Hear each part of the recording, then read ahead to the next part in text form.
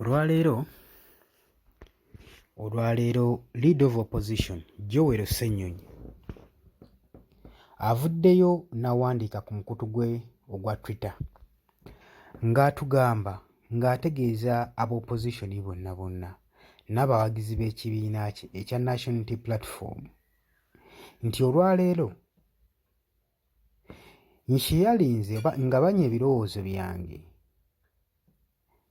ne Legal Committee ne Parliamentary Affairs Committee eya Parliament. Mu byempandiikidde administration eya Parliament okusinziira ku Amendment Bill eya 2024 eyaleetebwa ne Honorable Richard Lumu omubaka ow'Emityana South MP ne boodi ye bye bino bye mbawandiikidde wammanga kubanga jjukira nti nno Ssenyonyi baamusaba dda response ye n'abagamba nti nno bagira bamuwaamu obudde akyagikolako era akyaginoonyerezaako. Kati abazzeemu olwaleero agabanye nabo n'ashiyalinga nabo okusinziira ku ye nga ye bye yarespondinze. Kutegeeza nti ku Yugi Update TV kw'oli kw'osinziira okuba ng'otuwuliriza. Tira okola kyamaanyi nnyo okwekuumira ku mayengo gano ng'atanaakuba ng'osubscribinga kubiriza genda maaso n'okusubscribinga ku Yugi Update TV. Mikwano gyange abali emitala w'amayanja abali e Bulaaya bakubiriza nti mweyune okusubscribinga ku channel eno kubanga ye channel kegenda okubanga ekuwa updates gwe mukwano gwange ali eyampuliriza. Kakati saagala kukulwisaayo kankutwale mu maaso nga naye eno osubscribinga gwe mukwano gwange ali eyo.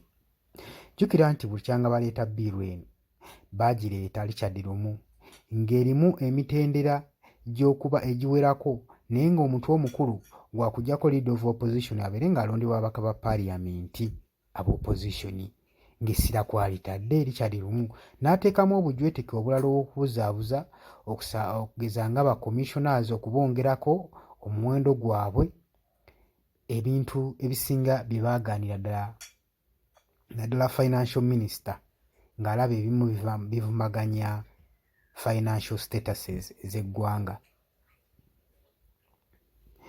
Kakati Leader of Opposition Ssenyonyi yavuddeyo n'agamba okusinziira ku statement ye ku birowoozo bye by'abawadde.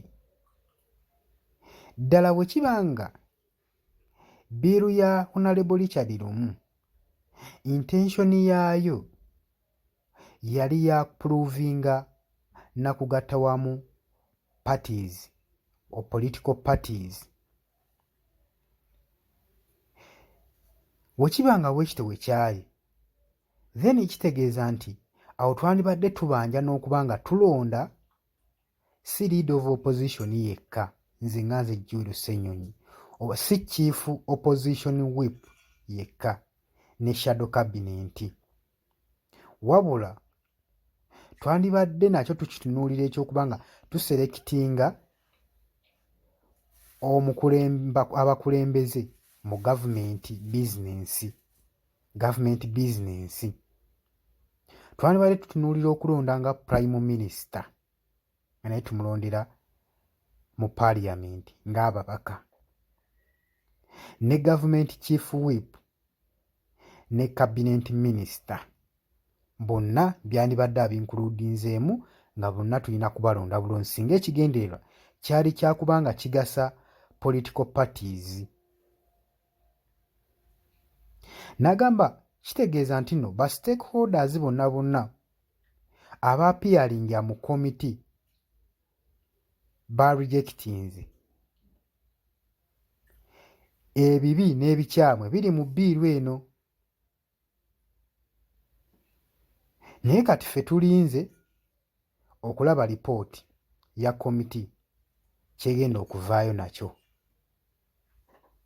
Tulinze committee kyegenda okuvaayo nakyo.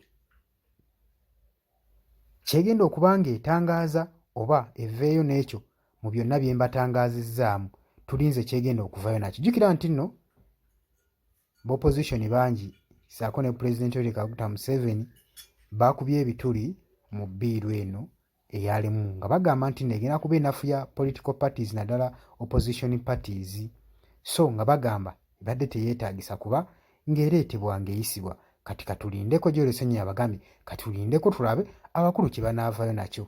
Kutegeeza twerabira ku saabuscribinga ng'omukwano gwange.